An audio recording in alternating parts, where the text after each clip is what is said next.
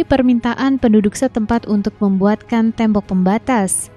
Dia meminta biji besi dicurahkan ke lembah antara dua bukit, lalu minta api dinyalakan sampai besi mencair. Maka jadilah tembok logam yang licin, tidak bisa dipanjat. Ada 3 hal yang berbeda antara tembok Cina dan tembok Zulkarnain. Pertama, tembok Cina terbuat dari batu-batu besar yang disusun, bukan dari besi.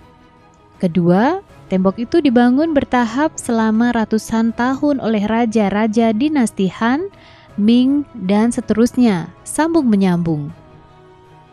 Ketiga, dalam Al-Kahfi ayat 86 ketika bertemu dengan suatu kaum di barat, Allah berfirman, "Wahai Zulkarnain, terserah padamu apakah akan engkau siksa kaum itu atau engkau berikan kebaikan pada mereka."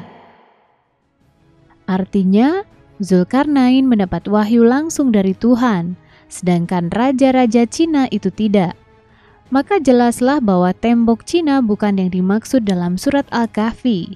Jadi, di manakah tembok Zulkarnain? Abdullah Yusuf Ali dalam tafsir The Holy Quran menulis bahwa di distrik Hisar, Uzbekistan, 240 km di sebelah tenggara Bukhara, ada celah sempit di antara gunung-gunung batu. Letaknya di jalur utama antara Turkestan ke India dengan ordinat 38 on dan 67 hu. Tempat itu kini bernama Buzghol Khana dalam bahasa Turki, tetapi dulu nama Arabnya adalah Bab al-Hadid. Orang Persia menyebutnya dari Ahani. Orang Cina menamakannya Tiemenkuan. Semuanya bermakna pintu gerbang besi.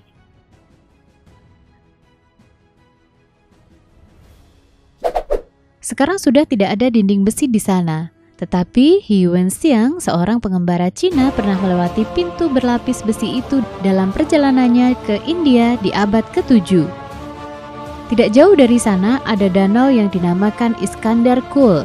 Di tahun 842, Khalifah Bani Abbasiyah, Al-Wasik mengutus sebuah tim ekspedisi ke gerbang besi tadi. Mereka masih mendapati gerbang di antara gunung selebar 137 meter, dengan kolom besar di kiri dan kanan terbuat dari balok-balok besi yang dicor dengan cairan tembaga. Tempat bergantung daun pintu raksasa, persis seperti bunyi surat Al-Kahfi. Pada Perang Dunia II, konon Winston Churchill, pemimpin Inggris, mengenali gerbang besi itu. Subhanallah. Bagaimanapun ini masih berupa spekulasi yang perlu diteliti lebih mendalam. Para arkeolog muslim harus terus mencari lagi tembok itu di berbagai tempat lain berdasarkan artefak-artefak dan dongeng rakyat di pelosok dunia yang mirip-mirip uraian Allah dalam surat Al-Kahfi tadi.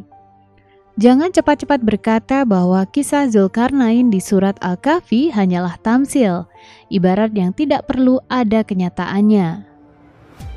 Bahwa ayat Al-Quran cukup untuk dibaca dan diimani saja. Wah, bukankah pendapat semacam itu sangat gegabah menganggap Allah hanya mendongeng? Astaghfirullahaladzim.